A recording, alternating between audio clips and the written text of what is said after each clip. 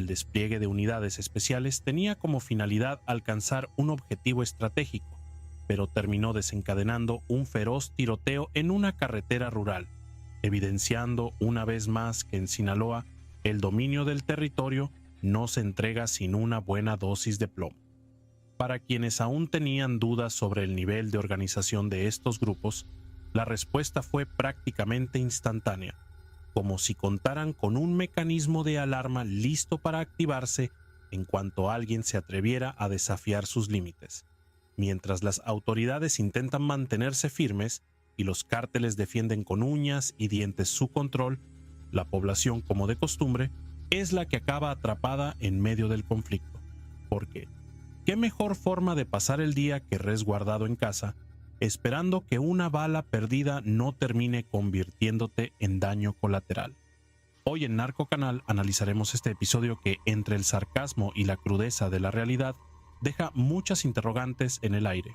La carretera donde se desató este enfrentamiento entre las fuerzas de seguridad y los chapitos bien podría considerarse un destino turístico para quienes buscan una descarga de adrenalina extrema. Todo comenzó cuando un convoy liderado por elementos especiales de Omar García Harfuch decidió incursionar en un territorio que, aunque sin letreros visibles, prácticamente llevaba la advertencia: propiedad de los chapitos, entrada bajo su propio riesgo. Como era de esperarse, la respuesta no tardó en llegar. El operativo tenía la misión de asegurar un punto clave dentro de la estrategia de seguridad, una jugada que para las fuerzas del orden parecía un movimiento maestro dentro del tablero del narcotráfico, pero que para los integrantes del cártel fue un ataque frontal a su dominio. La incautación de vehículos, armas y otros recursos no solo representó una molestia para esta facción criminal, sino que también se convirtió en la chispa que encendió un intenso intercambio de fuego. En cuestión de minutos, un convoy de sicarios interceptó a las autoridades en medio del paraje, desatando una escena de alto impacto. Disparos resonando por todas partes, vehículos con las huellas inconfundibles de una lluvia de balas y un estruendo ensordecedor que, en ese instante, era la única constante en un ambiente de puro caos. Aunque la acción parecía sacada de un guión de Hollywood, aquí no hubo pausas para descansar ni dobles de riesgo que protegieran a los verdaderos protagonistas. Este topón, como se le conoce en el argot local, no es ninguna novedad en Sinaloa, pero dejó en claro dos cosas fundamentales. Primero, que los chapitos no están dispuestos a ceder ni un milímetro de su dominio sin ofrecer resistencia. Su capacidad de respuesta y coordinación fue casi inmediata, demostrando una vez más que no operan de manera improvisada, sino como una maquinaria perfectamente sincronizada.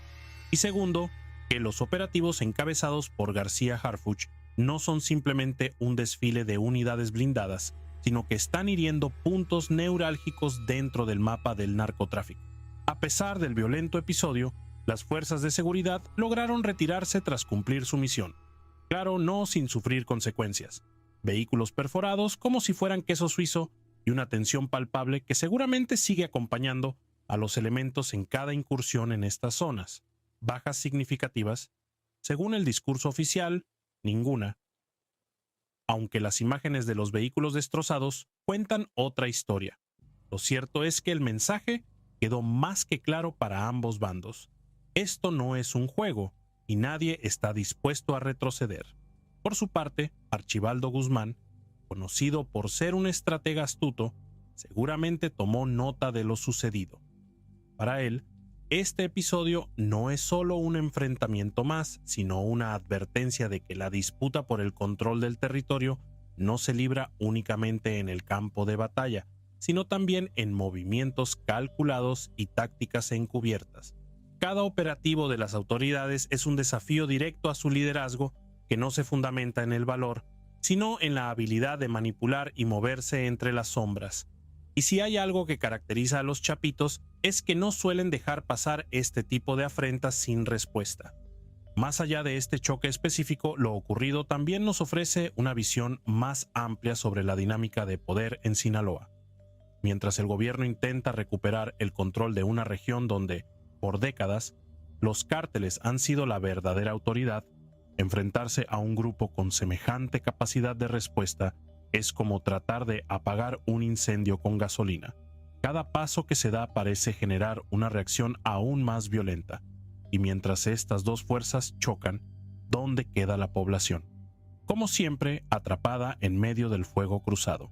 Los habitantes de las comunidades cercanas no solo tuvieron que soportar el sonido de las balas y el miedo de convertirse en víctimas colaterales, sino que también deben enfrentarse a la dura realidad de vivir en una zona donde la seguridad es más una ilusión que una certeza.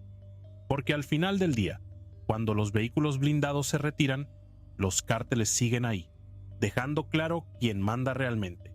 Este enfrentamiento no es un hecho aislado, sino una pieza más dentro de un relato mayor que se desarrolla no solo en Sinaloa, sino en varias regiones del país. En México, el narcotráfico sigue siendo el villano omnipresente en la historia, y aunque los operativos gubernamentales puedan registrar algunas victorias ocasionales, la guerra en sí está lejos de llegar a su fin.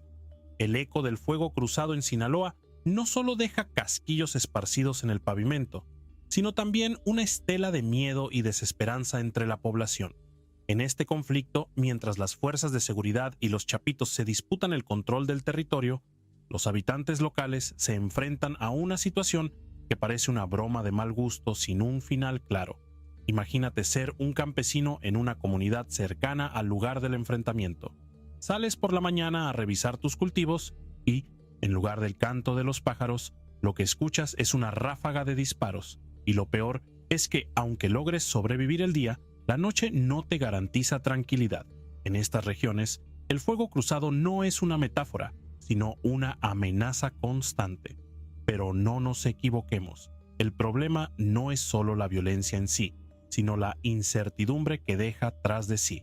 Porque cuando el convoy de las fuerzas especiales se marcha, el control de la zona no pasa a manos del Estado, sino que regresa a los mismos grupos criminales que, como administradores del terror, se encargan de recordar a todos quién sigue gobernando.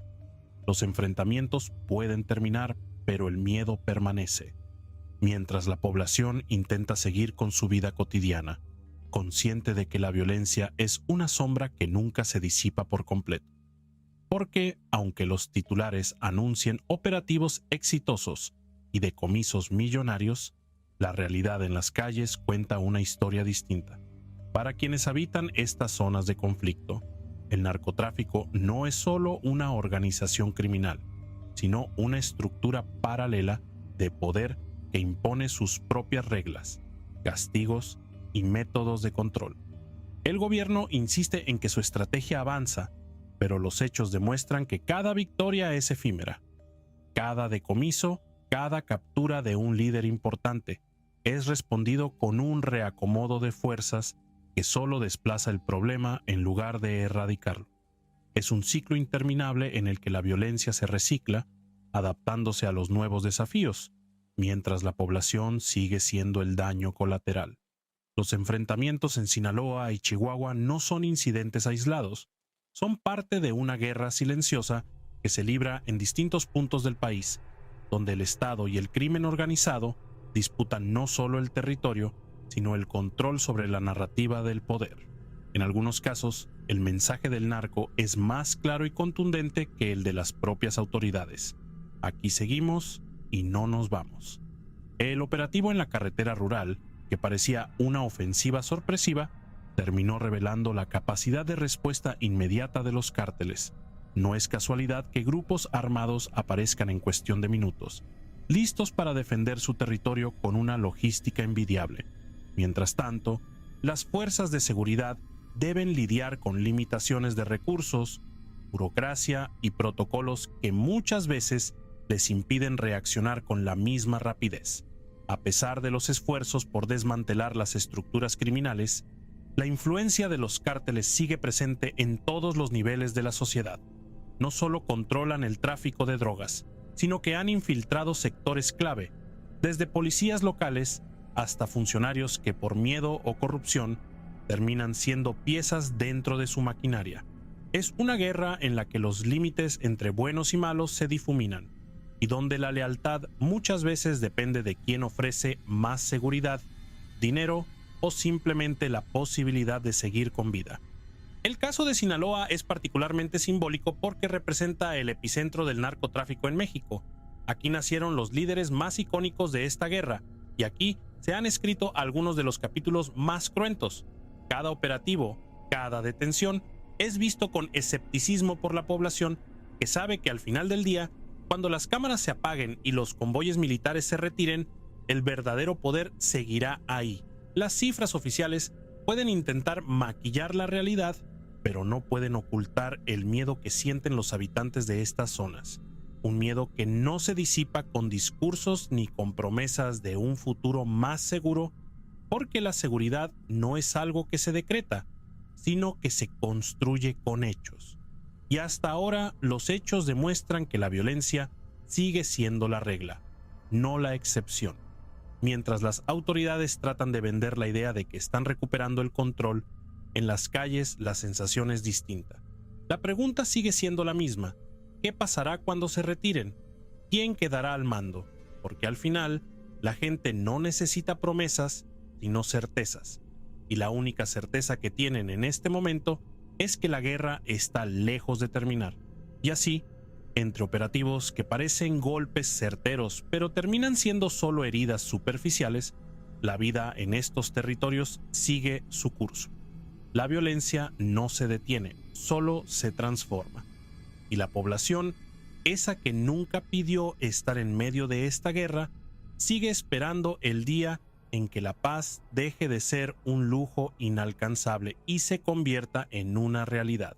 Pero hasta que ese día llegue, Sinaloa, Chihuahua y muchos otros estados seguirán siendo escenarios de una guerra que no distingue entre culpables e inocentes. Y mientras el Estado y el crimen organizado sigan disputándose el control, la gente seguirá atrapada en el fuego cruzado, viviendo en un país donde la violencia no es la excepción, sino el pan de cada día. La normalización de la violencia en estas regiones ha provocado que generaciones enteras crezcan con una percepción distorsionada de la realidad. Para muchos jóvenes, el narcotráfico no es solo un problema, sino una opción de vida. En un entorno donde las oportunidades son escasas y el miedo se ha convertido en un compañero diario, la lealtad a los cárteles no siempre nace de la ambición, sino de la necesidad de sobrevivir. Las historias de adolescentes reclutados por estas organizaciones se repiten una y otra vez. En muchos casos, las opciones son limitadas: trabajar en el campo por un salario miserable, emigrar a Estados Unidos con la incertidumbre de ser deportado, o unirse a los cárteles con la promesa de dinero fácil y respeto. En este último escenario, el poder se obtiene con rapidez, pero la vida se acorta con la misma velocidad.